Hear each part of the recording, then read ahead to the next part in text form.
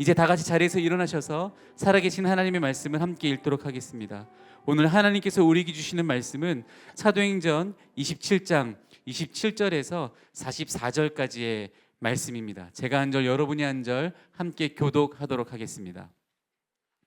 열 나흘째 되는 날 밤에 우리가 아드리아 바다에서 이리저리 쫓겨가다가 자정쯤 되어 사공들이 어느 육지에 가까워지는 줄을 짐작하고 물을 재어보니 20길을 되고 조금 가다가 다시 재니 15길이라. 암초에 걸릴까 하여 고물로 단 넷을 내리고 날이 새기를 고대하니라. 사공들이 도망하고자 하여 이물에서 닻을 내리고 채하고 거룻배를 바다에 내려놓거늘 바울이 백부장과 군인들에게 이르되 이 사람들이 배에 있지 아니하면 너희가 구원을 얻지 못하리라 하니 이에 군인들이 거룻줄을 끊어 떼어 버리니라. 날이 새어가매 바울이 여러 사람에게 음식 먹기를 권하여 이르되 너희가 기다리며 먹지 못하고 줄인 지가 오늘까지 열 나흘인즉 음식 먹기를 권하노니 이것이 너희의 구원을 위하는 것이요 너희 중 머리카락 하나도 잃을 자가 없으리라 하고 떡을 가져다가 모든 사람 앞에서 하나님께 축사하고 떼어 먹기를 시작하매 그들도 다 안심하고 받아 먹으니 배에 있는 우리의 수는 전부 276명이더라. 배부르게 먹고 날이 새매 어느 땅인지 알지 못하나 경사진 해안으로 된 항만이 눈에 띄거늘 배를 거기에 들여다 댈 수 있는가 의논한 후 닻을 끊어 바다에 버리고 동시에 키를 풀어 늦추고 돛을 달고 바람에 맞추어 해안을 향하여 들어가다가 두 물이 합하여 흐르는 곳을 만나 배를 걸매 이물을 부딪혀 움직일 수 없이 붙고 고물은 큰 물결에 깨어져 가니 군인들은 죄수가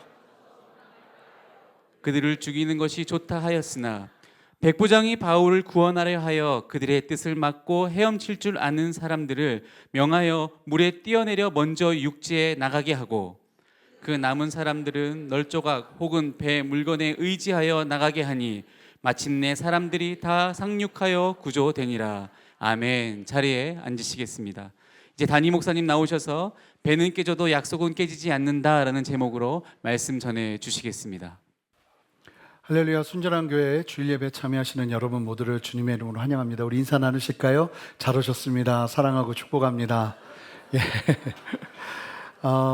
저희가 지난주 주일에 감사하게 저희 이전하는 예배 장소에 착공 예배를 드렸습니다. 그리고 그 착공 예배 드리면서 저희가 이제 다른 것보다 기도해야 된다 했던 게 주차에 관한 것이었어요. 그래서 그 공간에 주차하기가 거기가 몇백 세대 되는 또 사는 분들이 계세요. 주상복합이기 때문에.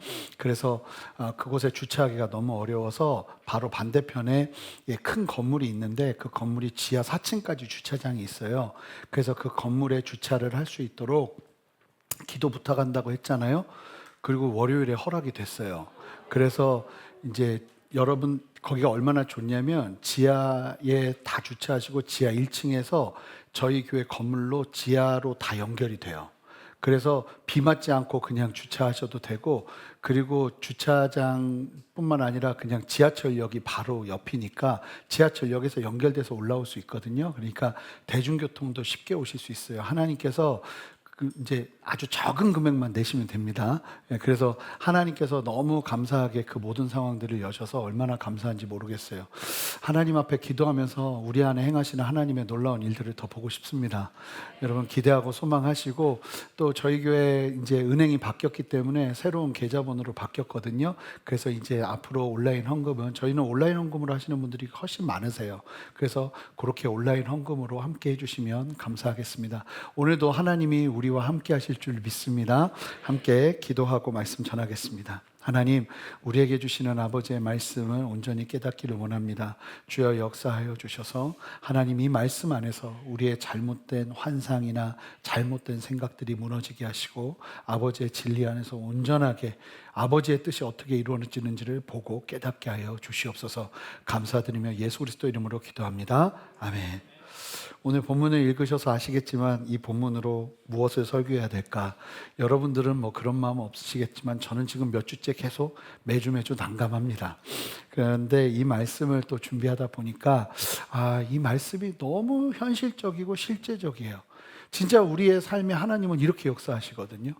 근데 무엇을 말하고자 하는 것인가를 이제 보게 될 텐데, 여러분 아시는 것처럼 바울은 죄수의 신분으로 로마까지 이송되는 과정에서 유라굴로라는 광풍을 만났습니다. 그것도 바울이 가지 말라고 하는데 굳이 전문가들의 의견을 듣고 자기들이 더 편한 걸 선택하면서 바울이 하나님이 주시는 감동을 하는 말을 무시하고 가다가 바로 유라굴로 광풍을 만났어요. 그러면서 그 극심한 광풍 속에서 잠을 자지 못하고 뭐 밤을 새도 뭐 아침에도 어둡고 저녁에도 어둡고 그 어두운 그 풍랑 속에서 짐들을 바다에 다 던지고, 오늘 보니까 음식 해먹을 만한 마지막 그 식량들을 남겨놓긴 했던 것 같아요. 그러다가도 안 되니까 이제 모든 배의 기구들을 다 버려버렸습니다. 그리고 표류되기 시작했어요. 이제 키를 잡을 수가 없을 정도로 풍랑이 너무 강력해져서 돛은 다 내리고 그냥 흘러가는 대로 갈 수밖에 없는 상황이 이어진 것이죠. 그 풍랑 중에 놀랍게도 우리가 지난주에 말씀을 본 것처럼 바울이 누구를 만납니까? 하나님의 사자를 만납니다. 여러분, 풍랑 중에 뭘 했다는 거예요? 바울이 기도했다는 거예요. 말은 쉽지만 어제도 어떤 성도님이 저한테 얘기하는데 풍랑 중에 기도하는 게 너무 힘들어요. 하나님 앞에 간구하는 게 너무 힘들어요. 그러더라고요. 그래서 저도 뭐라고 그랬을까요? 원래 힘들어요. 그랬어요. 진짜 힘들어요. 정말 정신 차리고 하나님 앞에 기도한다는 게, 그런데 해야 돼요. 그거 말고는 우리는 다른 길은 없어요. 하나님 앞에 엎드리는 것 말고는 다른 길은 없다는 거예요. 그래서 주님 앞에 전심을 다해서 기도하는 중에 하나님의 사자가 바울에게 말씀하시기 시작합니다. 확신을 주시기 시작합니다. 풍랑 속에서 반드시 어떻게 될지를 말씀하시기 시작해요. 여러분, 언제까지 엎드려야 돼요? 하나님이 나에게 확신을 주실 때까지. 언제까지 기도해야 돼요? 하나님이 나에게 응답하실 때까지. 이 풍랑 중에 기도했다는 거예요. 풍랑 중에. 그러면서 바울은 자기에게 주신 하나님의 그 소명의 말씀, 그리고 사명의 말씀뿐만 아니라 확신의 말씀을 다시 한번 확인하는 가운데 풍랑 가운데 공포에 떨면서, 특별히 지난주 말씀을 보니 풍랑 속에서 살 소망을 잃고 이제 난 죽었구나 하는 사람들에게 하나님의 뜻을 전하고 선포하기 시작합니다. 그 말씀이 사도행전 27장 22절 26절에 담겨 있어요. 보시면 내가 너희를 권하노니 뭐라고 말합니까? 이렇게 담대하게 얘기합니다. 이제는 안심하라. 너희 중 아무도 생명에는 아무런 손상이 없겠고 오직 배뿐이라. 뭐란 말하는 거야? 배는 부서져도 우리는 다 살 것이다 이야기하는 거예요. 그러면서 내가 속한 바 곧 내가 섬기는 하나님의 사자가 어젯밤에 내 곁에 서서 말을 하시는데 뭐라고 말씀하시는가? 바울아, 두려워하지 말라. 내가 가이사 앞에 서야 하겠고 또 하나님께서 너와 함께 하는 자를 다 내게 주셨다 하였으니 그러므로 여러분이여 안심하라. 또 얘기합니다. 안심하라. 나는 내게 말씀하신 그대로 되리라고 하나님을 믿노라. 이렇게 막 담대하게 이야기를 한 거예요. 그러면서 그런즉 우리는 반드시 한 섬에 걸리리라. 표류하게 될 것이고, 그리고 우리가 한 섬에서 이제 다 살게 될 것이다. 이렇게 이야기를 하는 거예요. 이 담대한 선포를 지금 풍랑으로 고생하고 있는 사람들에게 선포한 바울입니다. 정말 놀라운 장면이죠. 이 풍랑 중에 있는 사람들에게 뭐라고 말합니까? 안심해라. 이런 선포하기 정말 쉽지 않거든요. 안심해라, 담대해라, 하나님이 반드시 구원해 주실 것이다. 이렇게 선포를 한 거예요. 자, 하나님의 뜻이 선포된 것이죠. 여러분, 하나님의 강력한 뜻이 우리의 삶에 선포될 때요, 여러분 그런 경험 해보셨어요? 내가 너를 이끌 거야. 내가 너를 인도해 줄 거야. 내가 너에게 반드시 갈 길을 말해 줄 거야. 저 유학 마쳤을 때 하나님 앞에 어디를 위해 기도해야 될 때 막 그런 확신이 있었거든요. 개척할 때도 마찬가지예요. 하나님의 확신이 있었어요. 여러분, 그럴 때요, 막 사람이 고무돼요. 막 하나님이 응답하시는 게 막 너무 분명하니까 사람이 고무돼요. 그러니까 막 마음이 막 일어나면서 사실은 그때 조심해야 되거든요. 그럼 하나님이 그런 확신을 주실 때 하나님은 어떻게 그럼 그 확신을 이루시고 완성하시는지 그 부분을 좀 보고 싶어요. 근데 여기에 많은 사람들이 예수님을 잘 믿는다고 하면서도 잘못된 판타지를 가지고 있어요. 하나님이 나에게 확신을 주시고 말씀하시면 이렇게 이루어질 거야 하는 자기만의 그림들이 다 있다는 거예요. 그런데 오늘 함께 예배하는 가운데 이 말씀 속에서 그 모든 판타지를 십자가에 못 박고 예수 그리스도의 진리 안에서 하나님의 뜻이 어떻게 이루어지는지를 분명하게 깨달아 하나님이 기뻐하시고 온전하신 뜻을 깨달아 하나님의 뜻 가운데 서는 저와 여러분 되었으면 좋겠습니다. 그래서 오늘 말씀은 그걸 얘기할 거예요. 하나님의 뜻은 어떻게 이루어지는가 살펴볼 텐데 여러분 기대되시나요? 하나님의 뜻이 어떻게 이루어질까? 아시죠? 기대보다 다른 상황을 만나시게 될 거예요. 자, 27절 한 목소리를 읽어보겠습니다. 함께 기가 막힙니다. 27절부터 쇼킹합니다. 함께 읽습니다. 시작.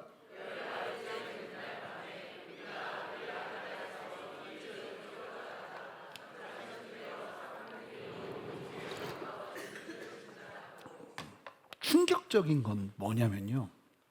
열 나흘째 밤이 되었다는 거예요. 자정쯤 될 때까지, 그러니까 열 나흘째 14일 밤 늦게까지 꽉 채워서 풍랑이 계속 일고 있어요. 바다에서 이리저리 쫓기다가 오늘 말씀 보니까 밥도 14일 동안 못 먹었어요, 이 사람들. 밥 먹을 기력도 없고 여유도 없고 정신도 없고 죽었다 생각하고 어떻게든 걸어가고 있는 사람들이에요. 분명히 하나님께서 바울에게 나타나셔서 안심하라 했고 바울이 다음날 너무나 자신 있게 하나님이 어제 나에게 나타나셔서 말씀하셨다. 안심해라 얘기를 했단 말이에요. 그런데 그날 저녁에도 풍랑, 다음 날도 풍랑. 그래서 사람들은 듣고 막 확신을 했겠죠. 그런데 내일은 괜찮겠지 했는데 풍랑. 그러면 바울이 저렇게 강하게 얘기했으니까 점심 때는 괜찮겠는데 풍랑. 저녁은 이제 좀 괜찮아지지 않을까 했는데 저녁에도 풍랑, 그 다음날도 풍랑, 그 다음날도 풍랑. 이 선포를 했을 때가 14일 중에 8일에서 9일 사이일 가능성이 가장 커요. 그러면 그러고서도 5일 동안 계속 심각한 풍랑이었다는 거예요. 바울이 확신을 가지고 선포하고 난 후에 바로 기적적인 역사가 일어나서 배가 육지를 만나 두둥하면서 상륙한 게 아니었다는 거예요. 바울의 선포를 믿은 사람들이 내일을 괜찮겠지 하면 여전히 풍랑이 멈추지 않는 현실이 반복됐어요. 그러다가 14일을 꼬박 채우고 밤 자정이 된 거예요. 폭풍을 만난 어려움 속에서 하나님께서 뜻을 보이셨으나 중요한 것은 바로 이루어지지 않았다는 거예요. 여러분 누구보다도 누가 힘들까요?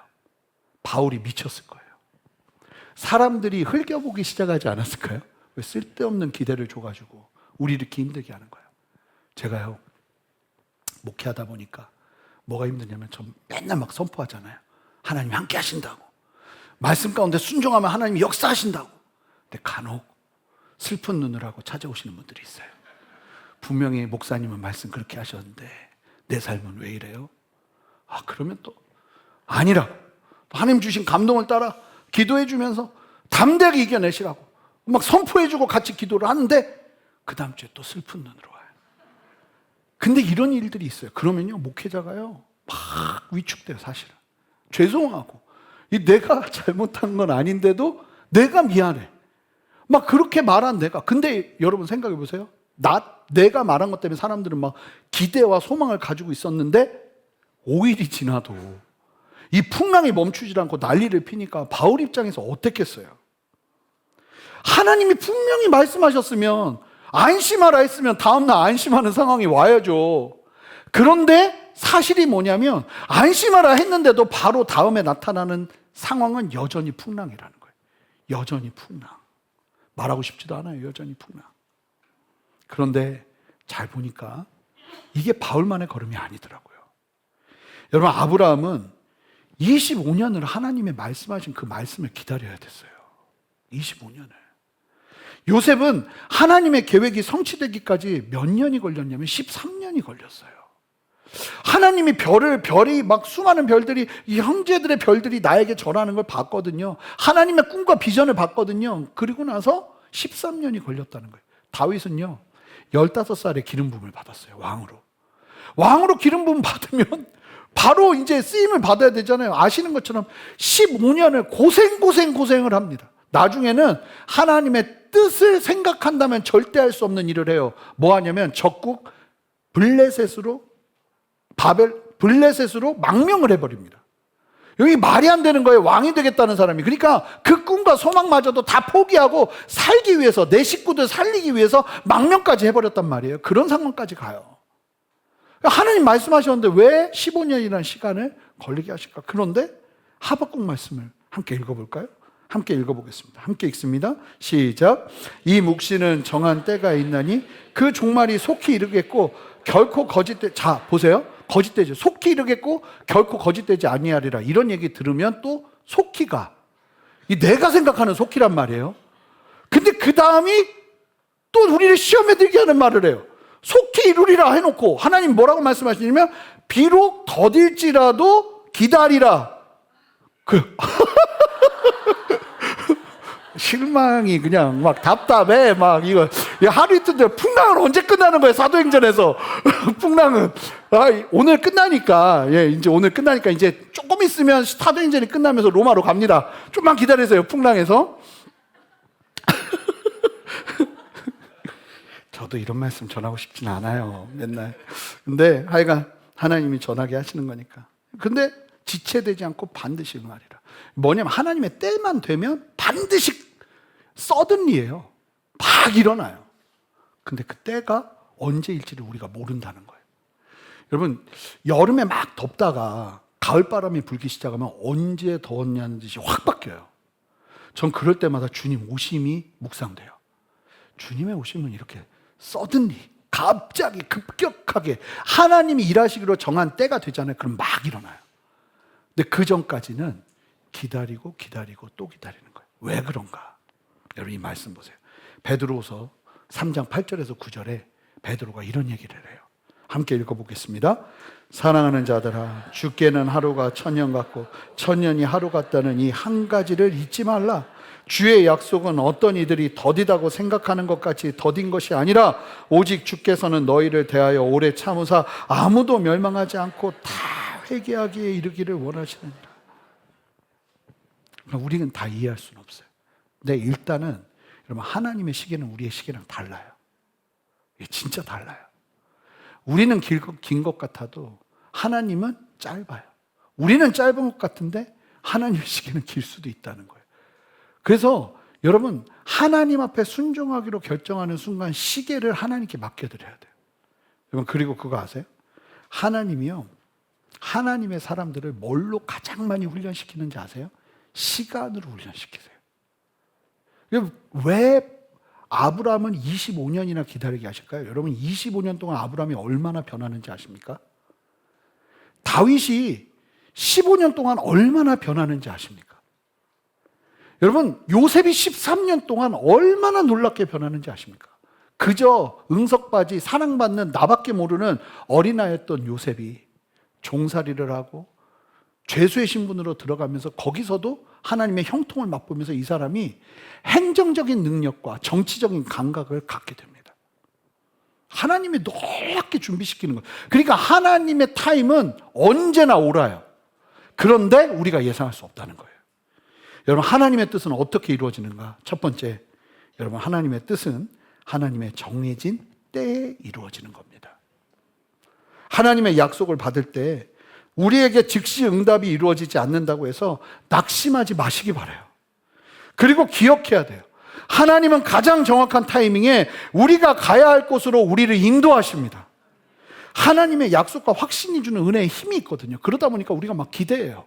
당장 이루어질 것처럼. 그 하나님의 말씀이 이렇게 좀 하나님의 시간으로 말씀하시다 보니까 모호해요. 즉시 이루리라? 비록 더딜지라도 이런 말씀들이 오고 가요.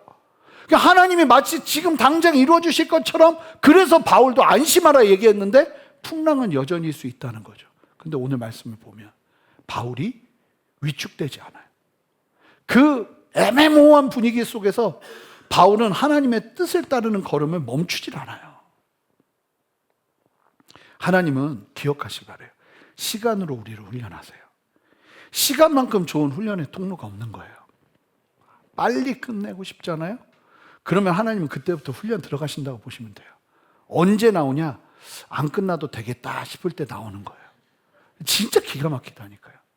아니 나 이거 징그러워 못하겠어. 빨리 여기를 나를 떠나보내줬으면 좋겠어요 하나님. 그런데 하나님은 우리를 거기서 훈련시키시죠. 그리고 여기 좀 있어도 될 것 같은데, 너무 편한데, 이제는 괜찮은데, 하나님은 옮기신다는 거예요. 교회를 옮기신다는 건 아니니까 그렇게 이해하시면 안 돼요. 그래도 뭐 할 수 없죠. 어떻게 해요.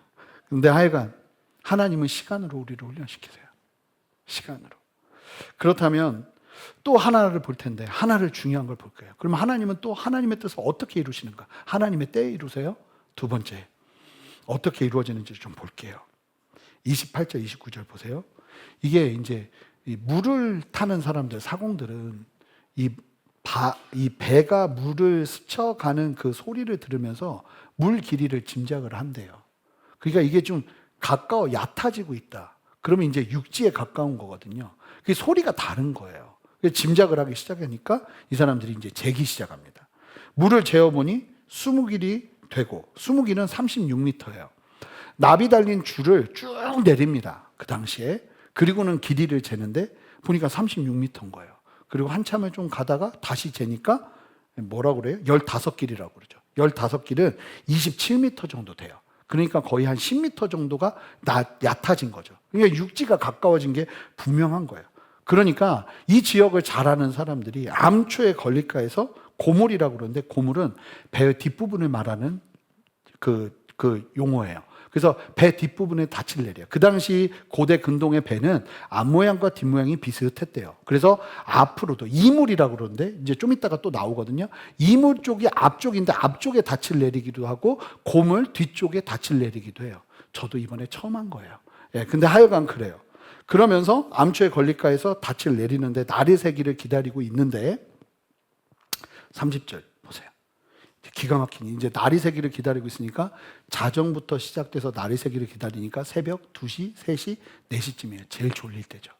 제일 졸릴 때. 이때 어떤 일이 벌어지냐면, 사공들이 지금 딱 보니까 이게 난파될 것 같은 거예요. 암초에 걸려서.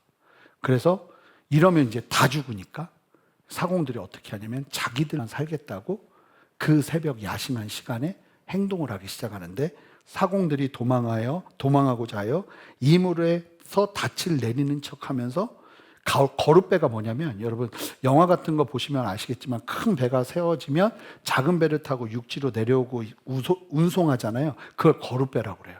그 거룻배를 몰래 내리고 있었던 거예요. 거룻배를 바다에 내려놓고는 그거를 누가 볼까요? 바울이 봤어요. 여러분 이게 무슨 얘기인지 아세요? 바울은 모두가 자는 상황에서도 긴장을 놓지 않고 예의주시하고 있었다는 거예요.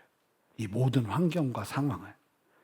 자, 무엇을 말해주는 거냐면, 여러분 14일을 고생했음에도 불구하고, 그리고 하나님이 뭘 약속하셨죠? 안전을 약속하셨음에도 불구하고 바울은 그 상황에서 하나님이 지켜주시겠지 한 게 아니라 모든 상황에서 누구보다도 예의주시하면서 깨어 있었다는 거예요. 깨어 있었다는 거예요. 하나님께서 안전할 것을 약속하셨어도 아주 민감하게 상황을 살피고 있는 게 바울이었어요. 그런데 선원들이 도망치려는 게 보이는 거예요. 그러자 바울은 바로 로마 군인 백부장과 군인들에게 이 사실을 알립니다. 그랬더니 군인들이 어떻게 하는가? 31절. 바울이 백부장과 군인들에게 이르되 이 사람들이 배에 있지 아니하면 너희가 구원 얻지 못하리라. 무슨 얘기예요? 이제 암초가 있을 텐데 진짜 이 배를 운전할 수 있는 아주 능숙한 선원들이 없으면 이게 좌초돼서 진짜 다 죽게 되는 거예요. 그러니까 이 사람들 못 가게 해야 된다. 이렇게 구원을 얻지 못하리라 이야기를 하는 거예요. 그러자 로마 군인들이 바울의 이야기를 듣고는 다음과 같이 합니다. 32절. 이에 군인들이 거룻줄을 끊어 떼어 버리니라. 배를 버려버린 거예요. 참 신기한 건 이 배가 처음 출발할 때는 바울의 말을 안 듣던 군인들이었잖아요. 근데 참 놀라운 게 뭐냐면 시간이 지나니까 지금 누가 리더예요? 바울이 리더입니다. 바울은 죄수잖아요. 선장도 있고 선주도 있는데 누가 리더입니까? 바울이 리더입니다. 하나님의 사람들이 저는 이러한 걸음을 걸어야 된다고 믿습니다. 죄수로 들어갔는데 어려움이 오고 풍파가 오고 폭풍을 지나고 나니까 누가 리더가 돼요? 죄수가 리더가 돼요. 죄수를 통해서 하나님이 일하시고 역사하시니까 사람들이 말을 듣기 시작해요. 여러분, 내가 나의 포지션이 연약하고 부족하고 낮은 포지션에 있다 할지라도 힘들고 어려울 때 하나님의 뜻 가운데 든든하게 서서 이와 같은 귀한 믿음의 영향력을 나타내시는 저와 여러분 되시기를 주님의 이름으로 축복합니다.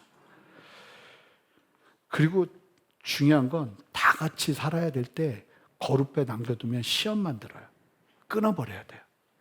우리 순전한 교회도 믿음으로 잘 가야 되는데 거룩배 남겨놓으면 큰일 나요. 끊어버려야 돼. 여러분, 사실은 저도 하나님 앞에 순종하려고 할 때요, 뒤로 가는 다리는 웬만하면 다 끊어요.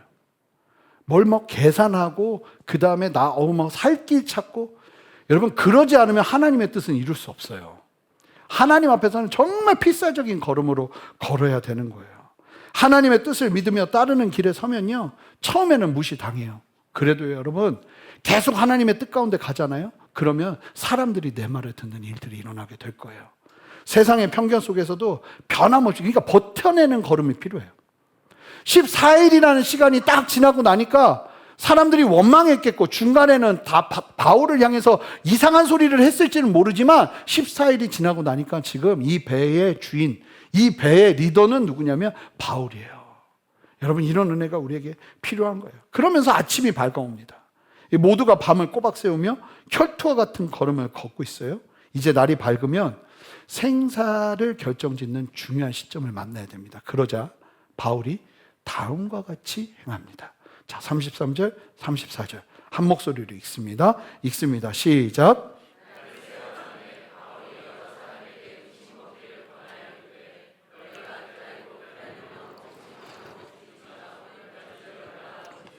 음식 먹기를 권하노니 이것이 너희의 구원을 위하는 것이요 너희 중 머리카락 하나도 잃을 자가 없으리라.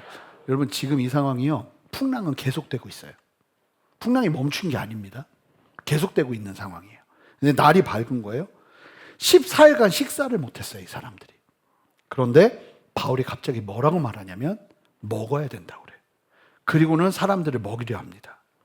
너희의 구원을 위해서 먹어야 된다는 거죠. 너희가 하나님의 뜻을 이루기 위해서, 결국 생존하기 위해서 먹어야 된다는 거예요. 그러면서 35절부터 보세요. 떡을 가져다가 모든 사람 앞에서 하나님께 축사하고 떼어 먹기를 시작하며,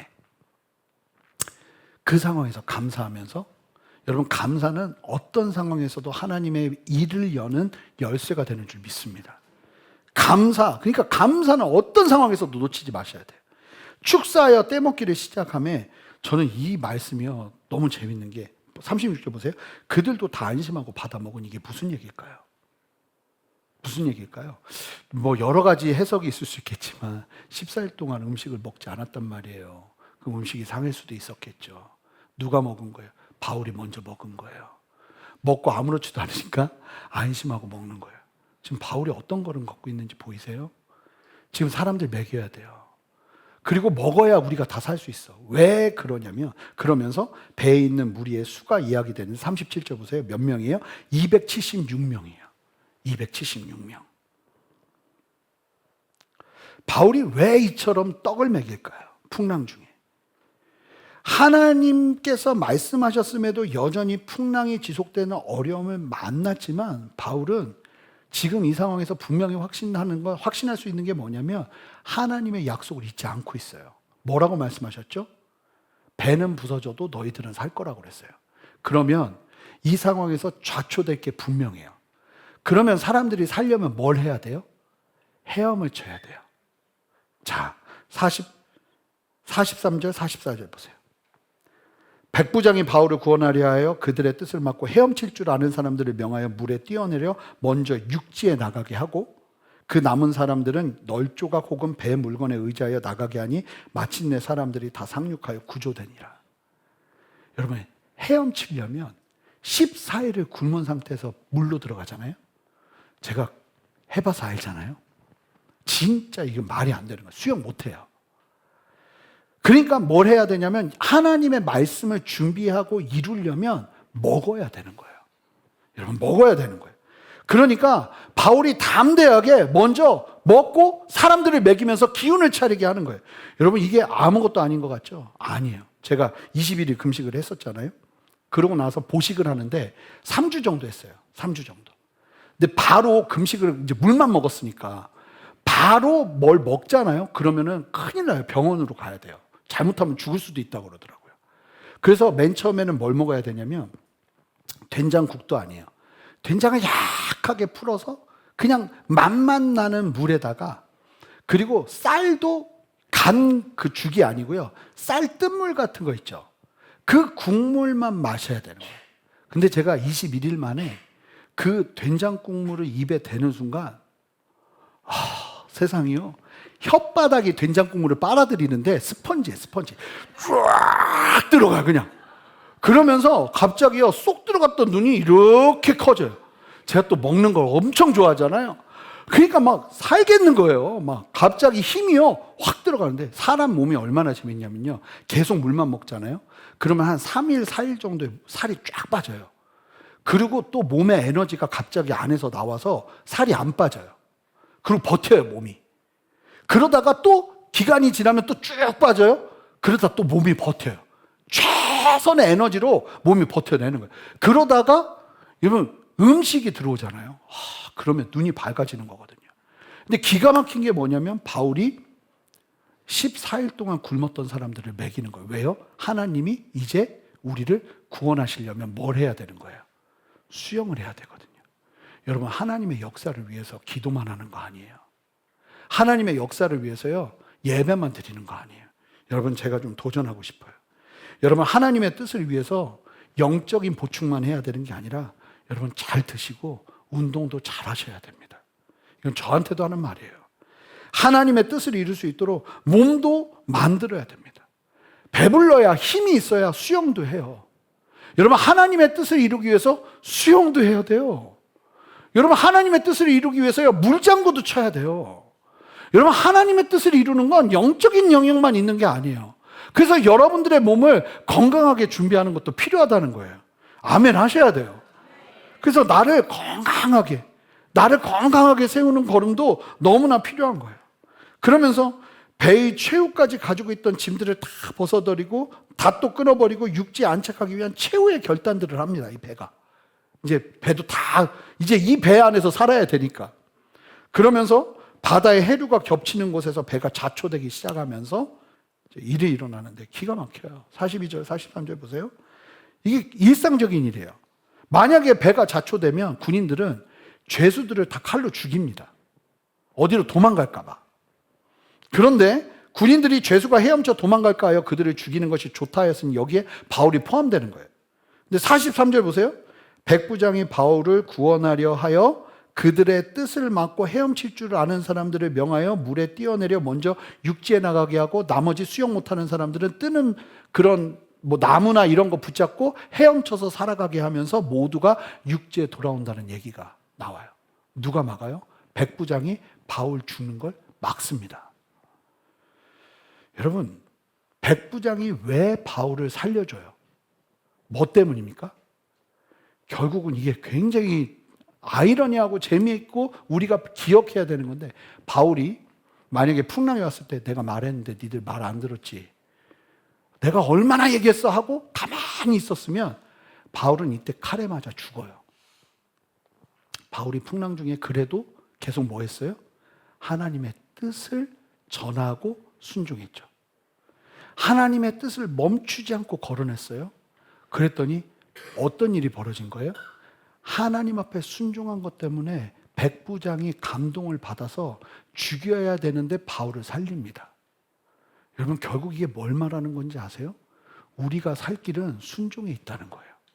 내가 막 여러 계산을 해가지고 이게 내 살 길이라고 생각하고 걷는 게 아니라 결국은요, 바울이 순종해낸 걸음이 바울을 살리고 보호해요. 백부장이, 여러분, 사람들이 막 다 짜증내고 하는데 누구 하나가 감동받은 거예요? 백부장이 감동받은 거예요. 바울, 이거 다른 사람하고 다르구나. 진짜 하나님이 함께 하시나가 보구나. 나중에 이제 로마 갈 때도 이 백부장이 되게 중요한 역할을 합니다. 그러면서 하나님이, 그냥 바울이 어떻게 살아나는 거예요? 여러분, 삶의 길도, 그리고 사람이요, 이러면 안 되죠. 지금 바울 때문에 여기까지 온 거 아니에요, 군인들이. 그런데 이 사람 관계는, 사람은 사랑해야 될 대상이지 믿을 수 있는 대상은 아니에요. 언제라도 칼 꼽을 수 있는 게 사람인 거예요. 여러분 거기에 크게 실망하는 것이 아니라 그냥 어쩔 수 없는 거예요. 그러니까 칼을 꽂으려고, 아니 지금 나 때문에 살아난 사람들이 칼을 꽂아서 나를 죽이려 하는 거예요. 근데 그때 누가 나를 살려요? 내 순종하는 걸음을 보고 감동받은 사람이 나를 살려요. 그러니까 여러분 기억하시기 바라요. 순종이 우리를 살리는 거예요. 하나님의 뜻을 붙잡는 게 우리를 살리는 거예요. 그러면서 276명 모두가 생존하는 기적이 일어납니다. 제가 왜 기적이라고 말하는지 아세요? 이 로마의 역사가 요세푸스도 비슷한 좌초의 경험을 합니다. 기록에 남겼는데 훨씬 큰 배를 타고 가다가 좌초가 됐던 것 같아요. 600명이 좌초가 됐었어요. 600명이 탄 배가. 그런데 기록에 보면 몇 명이 살았다고 그러냐면 그것도 다행이라고 하면서 얘기하는데 80명이에요. 80명만 살아도 다행인 거예요. 그런데 극심한 풍랑 속에서 14일간 표류되는 상황에서 기적적으로 276명이 모두 살게 되는 기적적인 역사가 일어난 거예요. 거기에 뭐가 있었던 거예요? 바울 한 사람의 순종이 있었던 거예요. 자, 제가 좀 이 말씀을요 중간을 지우고 하나님이 안전할 것이라고 말씀하셨고 안심하라 안전할 것이다 말씀하셨고 그리고 모두가 육지에 안전하게 도착했다까지만 보면 하나님의 역사죠. 그런데 중간이 너무 중요한 거예요. 오늘 말씀이. 저는 오늘 말씀 보면서 야, 이게 맞구나. 하나님의 뜻은 이렇게 이루어지는 거구나. 여러분, 두 번째 하나님의 뜻은 어떻게 이루어지는가? 저를 따라 선포해 주세요. 하나님의 뜻은 치열하게 이루는 것이다. 아멘. 여러분, 하나님의 뜻은요 치열하게 이루는 거예요. 저절로 이루어지는 게 절대 아니에요. 풍랑 중에 사람들을 독려하고 도망치려는 선원들 붙잡고 폭풍 속에서 사람들 먹이고 그렇게 살리려고 노력하는데 칼을 들고 나를 죽이려는 사람들, 뒤통수 치는 로마 군인들을 만나고 살기 위해서 헤엄치고 생존을 위해 사력을 다해서 육지까지 이루고, 이게 하나님의 뜻을 이루는, 사실은 사람들은 하나님이 말씀하셨으니 276명이 안전했다 이것만 기억하고 싶어 하는데 이 과정 속에 이러한 스토리들이 반드시 있다는 거예요. 사랑하는 성도 여러분, 하나님의 말씀은요 기억하시기 바라요. 절대로 그냥 이루어지지 않아요. 하나님께서 말씀하시면 그냥 짜잔하고 알라딘의 요술램프처럼 잠자고 일어났더니 되어지는 일은 절대로 없어요. 여러분, 제가 분명하게 말씀드리는데 그건요 사단적인 거예요. 왠지 아십니까? 여러분, 예수님을 사단이 시험을 하는데 세 가지 시험이 내용이 결국 무엇이었는지 아세요? 저절로 이루어지는 길이에요. 배고프면 돌덩이 떡덩이 되게 해라. 노력이 필요 없죠. 신적인 권능과 힘으로 네 배고픔을 채워라. 너 인정받고 싶다면, 이스라엘의 왕으로 인정받고 싶다면 가장 높은 곳에서 사람들 보는 데서 떨어지고 천사가 너를 바치는 걸 보면 가장 빠른 인정의 길을 얻게 될 것이다. 그거 해라. 세 번째 뭐예요? 성공을 위해 노력해야 되는데 성공을 위해 나에게 경배해라. 그럼 내가 너 성공하게 해줄게. 여러분, 이게 사단적인 유혹이라는 거예요. 그런데 우리가 하나님의 뜻을 이루려고 이 사단적인 요소를 그대로 삶 가운데 두고 하나님 앞에 경배하면서 성공하려고 그러고, 돌이 떡덩이가 되는 기적 속에서 계속 하나님의 요행을 바라고, 누구라도 함께 노력하면서 성실함으로 걸어내면서 얻어야 되는 신뢰와 신의를 한 방으로 얻으려 하는 우리의 걸음이 있을 수 있다는 거예요. 그런데 하나님은 오늘 이 말씀을 통해서 우리에게 분명하게 말씀하시는 거예요. 시간이 더디더라도 말씀의 능력을 신뢰하고 말씀을 이루기 위한 최적의 영적인 조건, 육적인 컨디션을 만들고 누구보다도 깨어서 상황을 주시하며 말씀을 이루는 걸음을 걸어내지 않으면 하나님의 뜻은 이루어지지 않아요. 만약에 바울이 잠들었으면 다 죽었어요. 만약에 바울이 사람들 다 깨워가지고 밥 먹이지 않았으면 다 물에서 죽었어요. 하나님의 뜻이 어떻게 이루어졌나요? 권능적인 놀라운 기적의 역사 속에서 그 뜻이 이루어졌나요? 아니라는 거예요. 하나님은 그렇게 하나님의 백성들에게 당신의 일들을 이루지 않으신다는 거예요. 기적을 행하시되 우리가 원하는 기적이 아니라는 거예요. 철저하게 하나님의 뜻 앞에서 치열하게 순종하면서 그 말씀을 기억하면서 걸어내는 그 걸음이 아니면 절대로 이룰 수 없는 길이 하나님의 길이라는 거예요. 여러분, 예수님은 하나님의 말씀을 이루기 위해 어떤 걸음을 걸으셨나요? 정말 최악의 조건과 조건은 다 취하셨어요. 날 때도 날 곳이 없어가지고 베들레헴에서 나기 위해서, 그 말씀을 지키기 위해서 나사렛에서 살던 부모를 베들레헴까지 억지로 오게 하는 그 수많은 고초 속에서 잠잘 곳도 없어서 말구에서 태어나야 되는 그 탄생을 예수님이 감당하셨어요. 여러분, 말씀 보면요, 이 말씀을 이루려 하심이었더라. 예수님이요, 하나님의 말씀을 기억하고 그 말씀에 똑같은 상황을 만나고 순종하면서 이루어낸 걸음이 얼마나 처절했는지 아세요? 저절로 된 건 하나도 없었어요. 여러분, 여기에다가 우리가 저절로 되는 신앙을 집어넣어 버리면 이건 완전히 미신적인 신앙으로 들어가 버리는 거예요. 주님과 상관없는 기독교적인 신앙이 아닌 거예요. 여러분, 하나님의 뜻은 기억하시기 바라요. 치열하게 이루는 거예요. 하나님의 말씀을 기억하고 그 뜻을 따라. 우리 예수님 어떠셨는지 아세요? 멸시와 채찍질과 십자가에 못 박힘과 속옷까지도 이 제비뽑기 되는 게 예언이 돼 있어서 속옷까지도 다 뺏기셨어요. 그러니까 속옷도 없이 완전히 나체로 사람들 앞에 흉한 꼴 다 보여가면서 돌아가신 거예요. 옆구리가 창에 찔리는 것도 말씀에 있으니까 그 창을 맞으셨어요. 하나하나 말씀을 이루기 위해 의도적으로 최선의, 여러분, 묵상의 꽃이 뭔지 아세요? 말씀 적용이에요. 여러분, 이게 뭔지 아세요? 내가 하나님이 오늘 누군가를 사랑하라는 마음을 말씀 가운데 주셨어요. 그러면은 그럴 때 되면 희한하게 그렇게 못된 사람들이 내 앞에 나타나요. 참 신기해요. 치열하게 사랑하기로 결정하고 그 말씀을 이뤄내는 거예요. 절대로 그냥 되는 게 없다니까요. 여러분, 그건 사기예요, 사기. 기독교가 사기치는 거예요. 교회가 사기치는 거예요. 아니라는 거예요. 절대로 하나님의 뜻은 그런 식으로 이루어지지 않아요. 하나님의 말씀을 기억하는 사람들이 그 말씀을 가지고 삶 속에서 치열하게 싸워내는 그 걸음 속에서 하나님의 영광과 하나님의 뜻과 하나님의 나라와 하나님의 일하심이 드러나는 거예요. 절대로 놓치시면 안 된다는 거예요. 유행을 바라고 로또 복권처럼 그냥 하나님이 나 도와주시면 한 방에 해결되는 그 일들을 기대하는 모든 기대를 십자가 앞에 내려놓고 주님의 진리 안에 담대하게 서야 되는 거예요. 이 너무 심각하기 때문이에요. 너무 오해하기 때문이에요.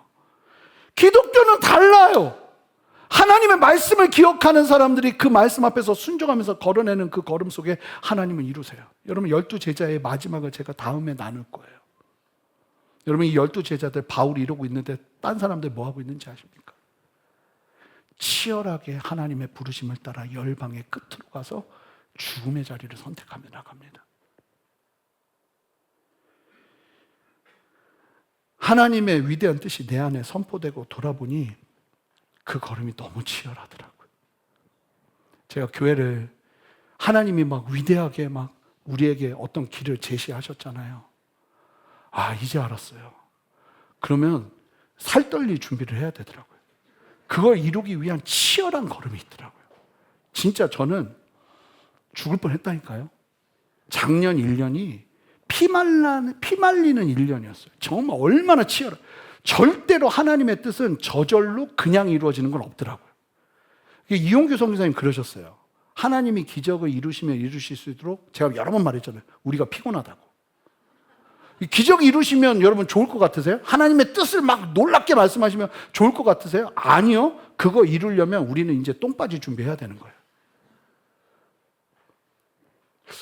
너무 시험 들게 하나요? 지금 얼굴 표정들이 지금 너무 근심과 걱정과 불안이 막 보여요. 여러분, 아니에요. 아니에요. 이 길 말고는 없어요, 우리는. 그래서 주님이 우리에게 뭐라고 말씀하시냐면 십자가의 길이라고, 좁은 문이라고. 사람들 들어오고 싶다고 말도 하지만 안 들어온다고. 넓은 문이 아니에요. 누구든지 나를 따르려면 나를 부인하고 십자가를 져야 돼요. 이게 우리의 걸음이에요. 그렇더라니까요. 하나님의 뜻이 보이잖아요. 그럼 그때부터 그 뜻을 이루기 위해서 잊지 않고 말씀을 기억하고 살아내고 순종하면서 치열한 걸음 속에서 아버지의 영광을 보는 거예요. 여러분, 근데 이 걸음이요, 정말 안전하고 정말 행복하고 정말 좋아요. 얼마나 많이 배우는지 몰라요. 이 시간이 우리를 가르친다니까요. 한 방에 해결될 줄 알았어. 아니. 그런 건 없어. 하나님이 역사하시고 난 다음에 그 일들은 치열하게 이루는 거더라고요. 근데 그 치열함 속에서 내가 배워요. 내가 성장하고 내가 하나님 마음을 더 알게 되고 하나님의 어떤 분이신지를 알게 되고, 제가 만약에 작년에 그 시간들이 없었으면 저는 오늘 이 본문 가지고 이렇게 설교하지 않았을 거예요. 진짜예요. 저 이렇게 묵상해 본 적이 없어요, 이 본문을 가지고. 근데 아니더라고요. 치열해요. 여러분, 그게 이상한 게 아니에요. 왜 나는 하나님을 믿는데 이렇게 치열하게 살아야 되죠? 아니요, 지금 잘하고 계시는 거예요. 하나님의 은혜 가운데 계시는 거예요. 아버지의 뜻 가운데 계시는 거예요. 잘 걷고 계시는 거예요. 담대하세요. 잊지 마세요. 하나님의 약속 붙잡으세요. 그러면 하나님이 우리와 함께 하세요. 배는 깨져도 하나님의 약속은 깨지지 않아요. 하나님의 말씀은 절대로 깨지지 않아요. 말씀을 신뢰하며 풍랑 중에도 하나님의 말씀을 붙잡는 저와 여러분 되시기를 주님의 이름으로 축복합니다. 기도하겠습니다. 하나님, 오늘 이 말씀을 기억하며 주님 앞에 담대히 서기를 원합니다. 주여, 역사하셔서 아버지의 마음과 아버지의 뜻을 나누어 주시고 우리를 위해 십자가 지시고 우리를 구원하신 예수 그리스도 안에서 하나님의 뜻을 이루는 우리의 걸음이 정리되기를 원합니다. 지치지 않기를 원하고 실망하지 않기를 원하고 낙심하지 않기를 원합니다. 주여, 다시 한번 내 안에 이 바울이 붙잡았던, 그리고 예수님께서 붙잡았던 이 걸음을 담대하게 걸어내게 하여 주시고 사단적인 요소들이 우리 안에 철저하게 사라지게 하여 주시옵소서. 감사드리며 예수 그리스도 이름으로 기도합니다. 아멘. 우리 다 같이 일어서시겠습니다. 참 오랜만에 같이 부르는 찬양인데요, 내 구주 예수님, 마지막에 고백은 신실하신 주의 약속 나 받았습니다 하면서 고백하는 이 고백이 우리의 고백이기를 원합니다. 우리 함께 찬양하며 나가겠습니다. 내 구주 예수님, 내 구주 예수님, 주 같은 분은 없네. 내 평생에 찬양하리 놀라운 주의 사랑을.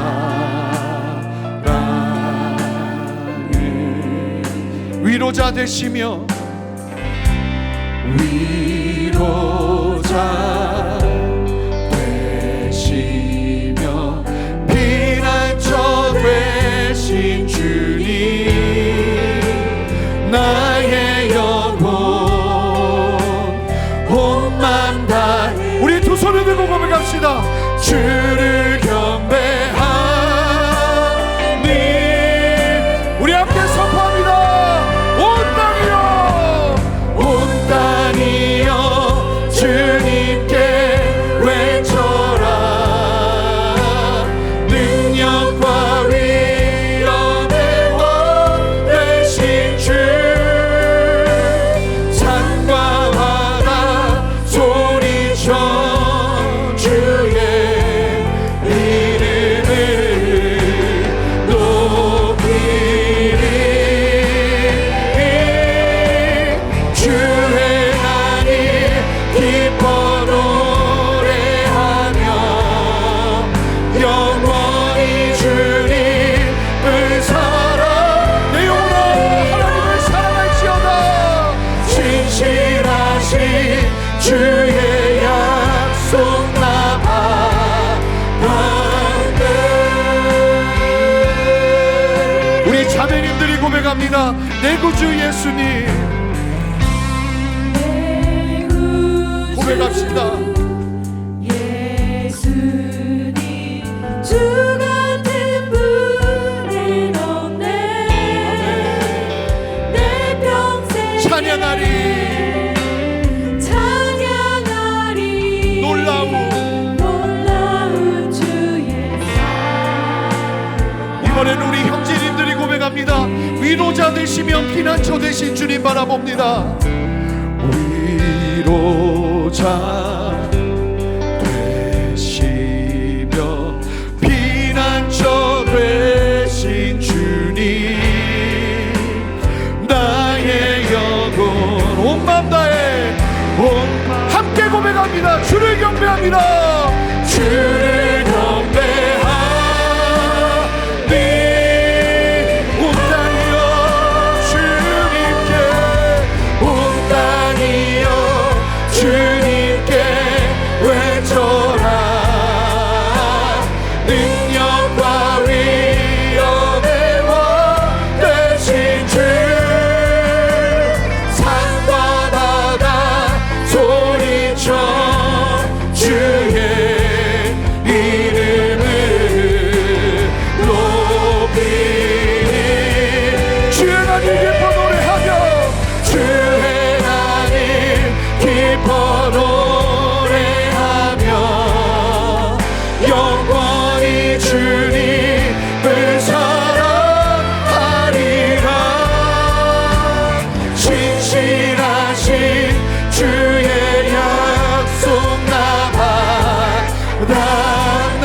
두 손 들고 거친 파도 날 향해 우리의 두 손을 들고 전심으로 내가 선포합니다. 주와 함께 날아오르리. 폭풍 가운데 나의 영혼 잠잠하게 주를 보.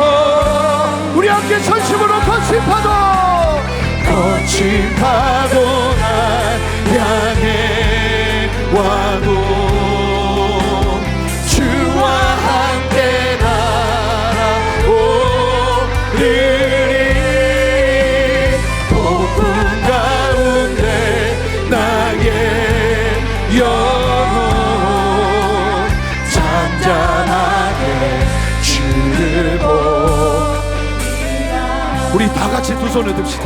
다 같이 두 손을 들고 하나님의 말씀과 약속을 기억하며 더디 이루어진다 할지라도 좌절하지 않으며 치열하게 하나님의 뜻을 이루는 걸음을 내가 포기하지 않겠습니다. 다시 일어서겠습니다. 하나님 일으켜 주시옵소서. 새롭게 하여 주시옵소서. 주님 붙잡고 일어서게 하여 주시옵소서. 함께 두 손을 높이 들고 주님의 이름 한번 부르며 기도합니다. 주여, 하나님 역사하시는 주님을 찬양합니다. 하나님의 은혜를 보시고 함께하여 주셔서 하나님 이루어지는 걸음이 아니라 이루어가는 걸음을 걸어낼 수 있도록 말씀을 가지고 적용하는 치열한 싸움이 내 안에 일어나기를 원하오니 하나님 그 걸음을 포기하지 않도록 하나님이 역사하시고 인도하여 주시옵소서. 두려워하지 않게 하시고 말씀을 따라 순종하게 하시고 하나님의 역사하심과 하나님의 생명과 하나님의 다스리심을 보며 담대하게 서는 은혜로 하여 주시옵소서. 여러분 주님 붙잡으셔야 돼요. 하나님을 붙잡으세요. 하나님을 의지하세요. 폭풍 중에도 나는 주님을 붙잡습니다. 나에게 대안이 없습니다. 고백하세요. 할렐루야. 하나님이 역사하여 주시옵소서. 하나님이 일하여 주시옵소서. 하나님이 역사하시는 주님의 뜻과 아버지의 역사하심을 보게 하여 주시옵소서. 담대하시오다. 담대하시오다. 담대하게 일어설지어다. 하나님이 역사하시는 주님을 찬양합니다. 하나님 은혜 베풀어 주시옵소서. 하나님 역사하여 주시옵소서. 순종으로 승리하기를 원합니다. 순종이 나의 길이기를 원합니다. 주여 역사하여 주셔서 다시 한번 담대할 수 있도록 하나님 역사하시고 인도하여 주시옵소서. 그렇게 새 일을 행하시는 주님을 찬양합니다. 하나님 은혜 베풀어 주시옵소서. 하나님 역사하여 주시옵소서. 모두는 아니겠지만 포기하고 좌절하고 이제 끝났다고 생각했던 그 영역들 다시 주워 담게 하시는 하나님의 은혜가 있는 줄 믿습니다. 하나님이 세우길 원하세요. 하나님의 시간에 여러분들의 삶을 맡기세요. 하나님의 약속은 반드시 이루어집니다. 그리고 그 일을 이루기 위해 하나님 앞에 순종하는 믿음의 걸음으로 내가 포기하지 않고 아버지의 때를 기다리는 믿음 위에 있기를 원합니다. 하나님 나 담대하게 하여 주셔서 여러분 하나님을 따르는 걸음을 막는 가장 강력한 적 중에 하나가 뭐냐면 조급함이에요. 하나님, 내가 조급하게 움직이지 않겠습니다. 하나님, 다시 한번 주님의 마음 부어주셔서 아버지의 은혜 아래 담대하게 하여 주시옵소서. 폭풍 중에 조급하지 않게 하시고 하나님의 말씀 바라보게 하여 주시옵소서. 그리고 여러분 고백하셔야 돼요. 하나님, 내가 하나님의 부르심을 따라 걷는 이 걸음에서 성실을 놓치지 않겠습니다. 긴장을 내려놓지 않겠습니다. 최선을 다하는 걸음을 내려놓지 않겠습니다. 안일하게 그저 하나님이 이루어 주실 거라고 믿고 걸어냈던 나의 안일한 걸음을 회개하오니 주님이 용서하여 주시옵소서. 새롭게 하여 주시옵소서. 기다리는 믿음을 주시옵소서. 하나님을 붙잡게 하여 주시옵소서. 하나님이 그렇게 회복시키실 거예요. 함께 두 손을 들고 주님의 이름 다시 한번 부르며 기도합니다. 주여! 하나님이 역사하시는 주님이 역사하시고 인도하시는 주님을 찬양하고, 아멘. 주님이 역사하여 주셔서 한 사람 한 사람을 세우시는 하나님의 생명을 보게 하여 주시옵소서. 하나님 말씀을 적용하게 하시고 말씀을 이뤄내게 하시고 말씀을 걸어내는 은혜를 허락하여 주시옵소서. 하나님의 말씀을 기억하고 순종으로 길을 만드는 삶을 살아가게 하여 주시옵소서.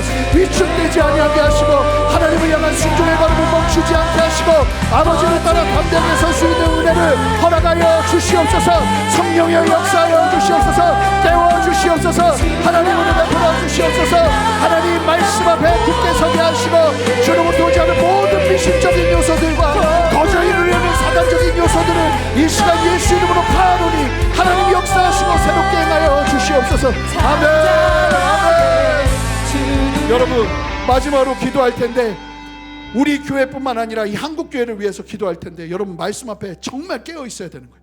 이 사단적인 요소들, 그저 거저될 거라고 여기면서 하나님을 기대하게 하는 그 모든 잘못된 가르침들과 진리가 아닌 것들, 하나님 이 시간 정리시켜 주시고 하나님 한국교회가 걸어내야 될 그 치열한 믿음의 걸음을 아버지 담대하게 걸어낼 수 있도록 한국교회 회복시켜 주시옵소서. 이 나라의 한국교회들을 회복시켜 주시옵소서. 하나님 붙들어 주시옵소서. 아버지의 진리로 세워 주시옵소서. 순전한 교회도 하나님의 말씀 위에 굳게 서기를 원합니다. 아버지의 말씀을 따라 아버지 필요하다면 대가지불을 두려워하지 아니하고 치열하게 아버지의 말씀을 이뤄내는 믿음의 걸음을 걸어내기를 원하오니 하나님 우리와 함께하여 주시옵소서. 함께 충고하는 마음 가지고 함께 주님의 이름 다시 한번 3번 부르며 기도합니다. 주여, 주여, 주여. 주님이 역사하여 주셔서 아버지 하나님 이 대한민국의 모든 교회들, 중국교회들 위해 하나님이 역사하시고 은혜가 부셔서 하나님의 살아계심과 하나님의 역사하심과 아버지의 생명을 경험하며 주 앞에 서는 은혜를 한 사람 한 사람에게 허락하여 주시옵소서. 성령의 말씀하여 주시고 아버지의 진리로 아버지 다시 한번 깨워 주시옵소서. 이 산업적인 요소들이 떠나가게 하시고 거저 이루려 하는 잘못된 신앙, 거저 이루려 하는 아버지 하나님 한 방을 아버지를 사모하게 하는 그 잘못된 시간들, 유행을 바라는 시간들이 무너지게 하시고 하나님의 마음을 가지고 전심으로 순종하며 나가는 이름의 교회들, 말씀의 분들이 서는 교회들이 끊임없이 일어나게 하여 주시옵소서. 하나님 이 나라를 위해서도 기도하는 것은 한 방에 이루어지는 어떠한 것이 아니라 하나님 성실을 붙잡고 하나님의 생명을 붙잡고 하나님의 마음 말씀을 붙잡고 사는 것 외에 아버지 회복의 길은 없는 줄 믿사오니 하나님 역사하시고 인도하셔서 하나님 은혜를 보시고 함께하여 주시옵소서. 아멘. 주님 역사하여 주시옵소서. 아멘. 주님 말씀하여 주시옵소서. 아멘. 주님 말씀하여 주시옵소서. 하나님 역사하여 주시옵소서. 하나님 은혜를 베풀어 주시옵소서. 한 번 더 기도할 텐데, 나라를 위해서 기도할 텐데요. 여러분 기억하셔야 돼요. 한 방에 끝나는 건 없어요. 그리고 세상은 더 구체적으로 기독교를 핍박하게 될 거예요. 이 적대적인 관계가 더 짙어지게 될 것이고, 여러분 한 방에 다시 바뀌고 하나님의 나라가 임하고, 여러분 그런 게 아니라 이 긴 싸움 속에서 우리가 하나님 앞에 분별력을 가지고 온전히 서는 은혜가 필요해요. 하나님의 마음을 가지고 온전히 서는 은혜가 필요해요. 하나님의 은혜를 가지고 기초부터 다시 쌓아가는 은혜가 필요해요. 이 나라에 무너진 음란과 무질서와 주로부터 오지 않은 방탕함과 술취함과 잘못된 모든 영역들을 하나님 거두어 주시고 교회들 먼저 새로워지게 하시고 이 어려움 속에서 아버지 하나님 성도들의 삶을 새롭게 하여 주셔서 아버지의 진리 안에 이 나라 다시 일어나게 하여 주시옵소서. 이 거룩한 싸움이 일어나게 하여 주시옵소서. 거룩한 행진이 일어나게 하여 주시옵소서. 하나님 이 나라 살려 주시옵소서. 이 나라가 주의 것이오니 아버지 붙들어 주시옵소서. 마지막으로 나라를 위해 한 번 더 주님의 이름 부르며 기도합니다. 주여, 하나님 우리 안에 아버지 기도하게 하여 주시옵소서. 아버지 한 방을 바라고 한 번에 무언가를 해결한다는 것이 아니라 하나님의 말씀을 가지고 순종하며 이 나라의 기초를 다시 쌓고 하나님의 말씀을 가지고 구장하여 세상에 없는 권세와 세상에 없는 공격 속에서도 흔들리지 않는 담대함이 아버지 한국교회 위에 일어나길 원합니다. 이 나라 위에 일어나기를 원합니다. 주여 붙들어 주시옵소서. 주여 함께하여 주시옵소서. 아버지는 단거리를 생각하지 않게 하시고 아버지 영원한 싸움 가운데 주님 다시 오시는 그날까지 이루어지는 이 싸움 가운데 우리가 심호흡을 하고 하나님의 마음을 가지고 하나님의 과시적인 관점으로 아버지 이겨낼 수 있는 은혜가 있기를 원하오니 주여 역사하시고 은혜 베풀어 주시옵소서. 새 일을 행하시는 주님을 찬양합니다. 주님 역사하여 주시옵소서. 하나님 감사합니다. 우리에게 이 말씀 주셔서 하나님의 뜻이 어떻게 이루어지는가 보게 하시고 알게 하시니 감사합니다. 하나님의 말씀은 절대로 저절로 이루어지지 않습니다. 하나님의 말씀을 기억하는 사람, 하나님의 말씀을 생명으로 여기는 사람, 그리고 그 말씀을 이루기 위해 헌신하며 주 앞에 나아가는 사람, 그 사람들을 통해 전도에 미련한 것으로 작정하시고 일하시는 아버지의 일하심을 우리가 믿음으로 바라보며 하나님 우리의 걸음을 다시 한번 정하기를 원합니다. 하나님 두려워하지 않게 하여 주십시오. 치열한 걸음을 두려워하지 않게 하여 주십시오. 성령 안에서 아버지 감당하지 못할 시험을 주지 않는다 말씀하신 주님을 신뢰합니다. 주님이 역사하여 주셔서 우리 모두를 새롭게 하여 주시고 주로부터 오지 않은 모든 두려움들을 떠나보내 주시옵소서. 특별히 이 시간 기도하기를 원하는데요, 다 눈을 감고요, 여러분 세상을 상대하는 거에 너무 지치고 두려워서 위축되어 있는 분들 믿음의 두 손을 드시기 바랍니다. 하나님 이 시간 두 손을 들고 기도하는 심령들에게 역사하셔서 네가 싸우는 것이 아니라 내가 싸우는 것이니 나를 의지하고 일어서라 말씀하시는 하나님을 찬양합니다. 주님 역사하여 주셔서 그 심령들에게 담대함을 더하여 주시옵소서. 나로부터 시작되는 담대함이 아니라 아버지께서 주시는 담대함이 일어나기를 원합니다. 주여 세워 주시옵소서. 주여 온전케 하여 주시옵소서. 내가 나사렛 예수 그리스도 이름으로 명하는 것은 주로부터 오지 않은 모든 세상적인 두려움들아 예수 이름으로 명하노니 떠나갈지어다. 풍랑 속에 잠잠케 하시는 주님의 권능으로 말하노니 떠나갈지어다. 주님 역사하여 주셔서 아버지의 생명으로 역사하시고 우리의 힘으로 싸우는 것이 아니요 하나님의 능력으로 싸우는 걸음인 줄 믿사오니 주여 우리 안에 역사하시고 함께하여 주시옵소서. 그렇게 새 일을 행하시는 주님을 찬양하고 감사드리며 우리를 승리케 하시는 주님 영광받아 주시옵소서. 예수 그리스도 이름으로 기도합니다. 아멘.